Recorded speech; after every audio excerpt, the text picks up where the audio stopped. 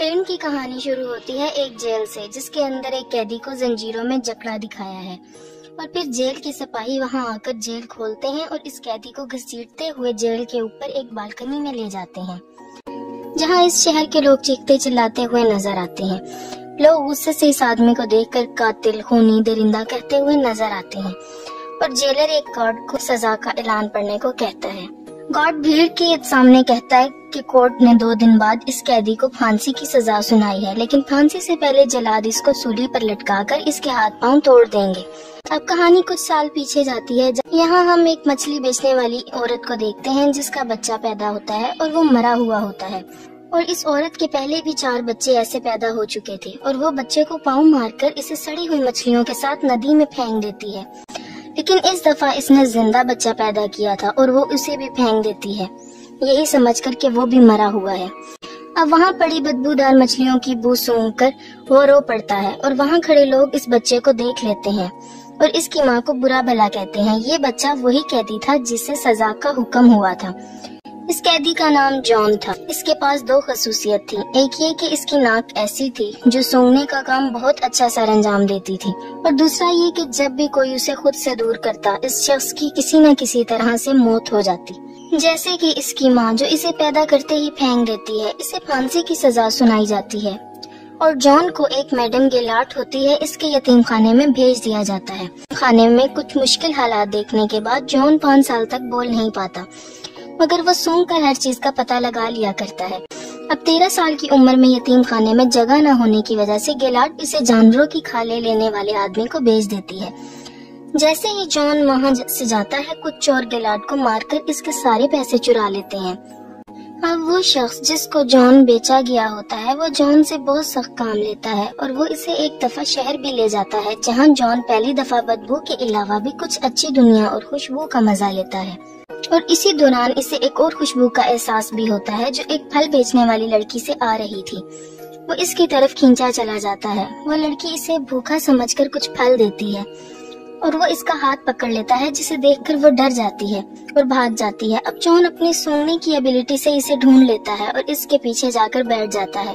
لڑکی کو لگتا ہے کہ کوئی ہے اس کے پیچھے، اور وہ ڈر کے مارے چیختی ہے، تو جان اس کا منہ دبا لیتا ہے اور لوگوں کے ڈر سے دبائے رکھتا ہے کہ لوگ اکٹھے نہ ہو جائیں، اور جیسے ہی لوگ جاتے ہیں اور وہ لڑکی کے منہ سے ہاتھ ہٹاتا ہے تو وہ مر جاتی ہے۔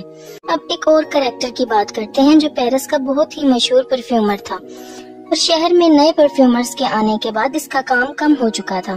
شام جان بکرے کی کھال کی ڈیلیوری کے سلسلے میں اس کی شاپ میں جاتا ہے، اور وہاں طرح طرح کے پرفیوم دیکھتا ہے۔ وہ بالدینی کے جسم سے آ رہی خوشبو کو سونگ کر کہتا ہے کہ وہ اس کے لیے ویسا پرفیوم بنا سکتا ہے، اور بالدینی اس کا مذاق اڑاتا ہے، اور جان اسے اپنی ایبلٹی کی پاور کا بتاتا ہے۔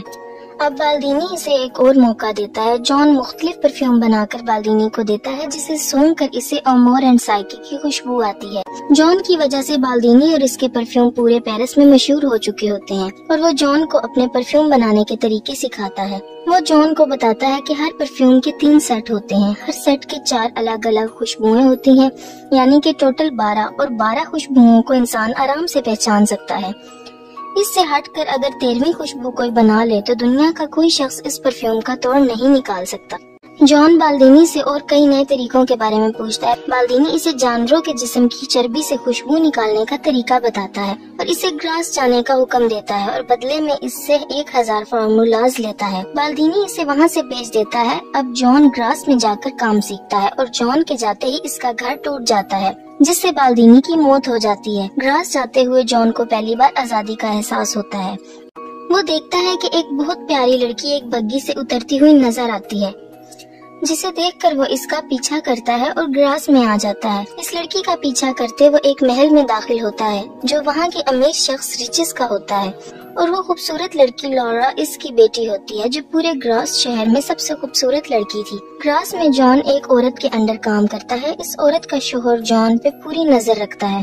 جان ان کے پاس رہتے ہوئے جانوروں کی چربی سے خوشبو نکالنے کے 2 نئے طریقے سیکھتا ہے، اور پہلے طریقے کا استعمال وہ اپنے ساتھ کام کرنے والی لڑکی پہ کرتا ہے، جس میں وہ اس لڑکی کی ڈیڈ باڈی کو ایک بڑے ٹینک میں جانوروں کی چربی کے ساتھ ابالتا ہے، مگر وہ کامیاب نہیں ہو سکتا۔ और दूसरे तरीके के लिए वो एक तवाइफ को पकड़ता है और जिसमें वो जानवरों की चर्बी का इस्तेमाल एक कपड़े पर लेप लगाकर करता है। जॉन इसे मारकर इसके बाल काट देता है और इसकी डेड बॉडी को लेप लगाकर कपड़े में लपेटता है और फिर इस कपड़े से चर्बी निकालकर बाल्दीनी के सिखाए हुए तरीके से खुशबू निकालने में कामयाब हो जाता है। लॉरा की बर्थडे पार्टी में सब लड़के और लड़कियां छुपन छुपाई खेलते हैं, जहां मौका पाकर जॉन भी आ जाता है और लॉरा पर हमला करता है, मगर वो बच जाती है और पार्टी से 2 जुड़वा बहनें गायब हो जाती हैं। अब हम देखते हैं कि जॉन इन 2 लड़कियों को मारकर अपने सेट की पहली 2 बोतलें तैयार करता है और इन दोनों की लाशें शहर के पुल के नीचे पानी में तैरती हुई नजर आती हैं। इसके बाद पूरे शहर में लड़कियों की मौत का सिलसिला शुरू हो जाता है और डर के मारे लोग अपनी बेटियों को बचाने के लिए घरों के बाहर ताले लगाना शुरू कर देते हैं। लेकिन जॉन 12 बोतल्स का सेट तैयार कर लेता है और इन्हें एक बड़ी बोतल में मिला देता है। अब परफेक्ट परफ्यूम बनाने के लिए इसे एक और बोतल चाहिए होती है, यानी लॉरा का कत्ल। सब लोग मदद के लिए चर्च में जाते हैं और चर्च के फादर इनकी मदद की हामी भरते हैं। वहाँ एक आदमी आकर इस कातिल के पकड़े जाने की खबर सुनाता है, जिसे सुनकर ये सब लोग बेहद खुश होते हैं। रिचिस को इस खबर पर यकीन नहीं होता और वो अपनी बेटी के लिए फिक्रमंद हो जाता है। वो ग्रास छोड़ने का फैसला करता है और अगले ही दिन अपनी बेटी को लेकर चला जाता है। जॉन शहर से जाती लॉरा की खुशबू को फील करता है और इनका पीछा करता है और अपनी एबिलिटी से इनको ढूंढ लेता है।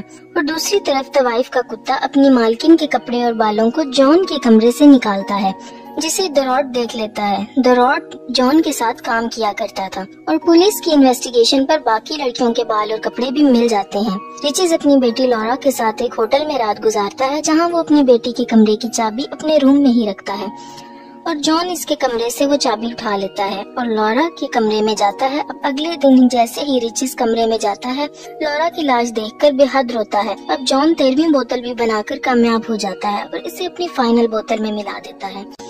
अब वहाँ पुलिस आकर इसे पकड़ लेती है और कहानी 2 दिन बाद होने वाली सजा से शुरू होती है।